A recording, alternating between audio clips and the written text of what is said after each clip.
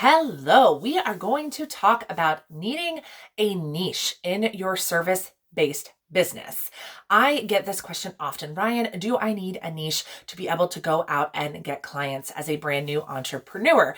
And I'm going to just spend a couple of minutes today talking to you why I actually do not think that it's really important for you early on to determine exactly who you want to serve, because I think that it changes over time. So I would love for you to tap the bell and subscribe. Make sure that you never miss an episode of Uncensored Sales TV. My name is Ryan Dowdy. I am your host, and I am actually a sales coach. So I help brand new entrepreneurs build businesses that actually make money by mastering your sales conversations and your sales mindset, which is why I get this question so often from those of you out there that are brand new, because you've probably read a lot of content or watched a lot of videos or trainings that have talked about like going out and networking with your ideal client. And it's actually the biggest piece of advice that I give to people.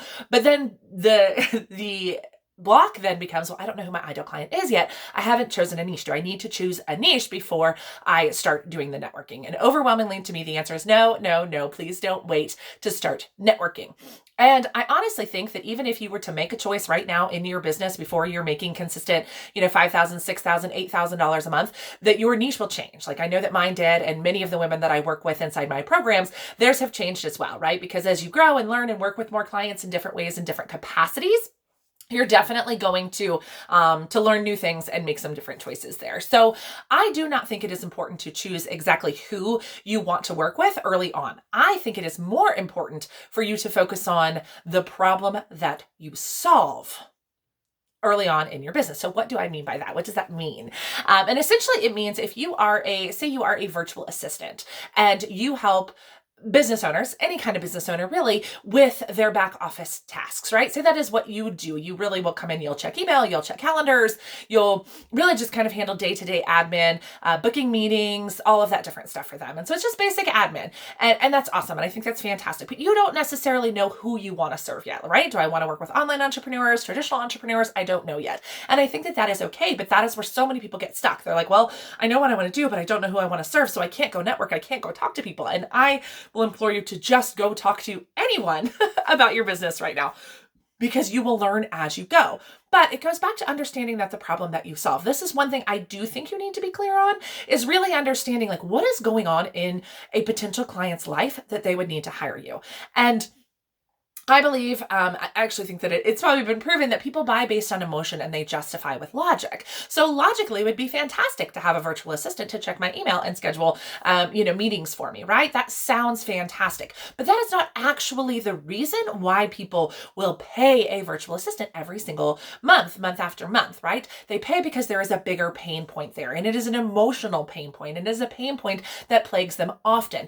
That is why people buy, right? We buy to solve problems. And so that's why I want you, when you go out into the world and start networking and talking to people, which is step one of getting clients, to not worry so much about, well, am I talking to the right person, right? Like, well, these people have online businesses and these people have in-person businesses, and I don't know if I want to work with men or women or both. And so you're using that to really be the reason why you're not talking to people.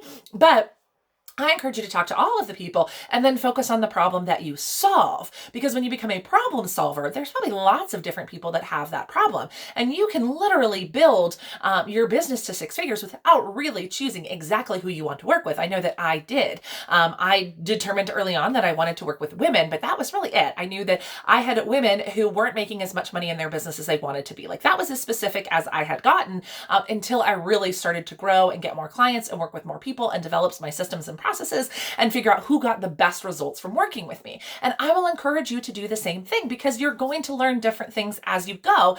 As each client that you get, each new opportunity that you have, you're going to learn something about that client or about that industry or about yourself, or you're going to get better and better as you develop your skills. And you're going to decide, you know what, I don't just want to be a general admin VA.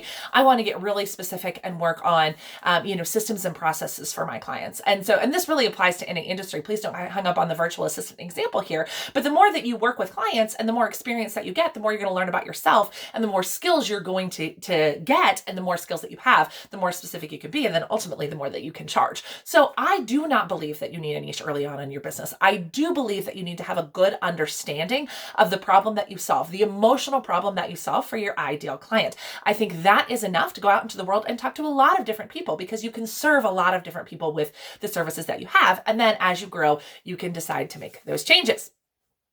If you have not yet, I would love for you to check out my totally free PDF that teaches you my 5-step system for getting clients. It's totally free. There's a link below. Click on it. Make sure you download it. It's a fantastic PDF that's going to walk you through the entire sales process. If you're not in the Sales Skills for Women in Business Facebook community, I would love for you to join us over there. I actually do daily live training in that community. We'd love for you to come join us. And then, of course, follow us over on Instagram if that's where you choose to spend your time at Uncensored Sales. And we would love to connect with you.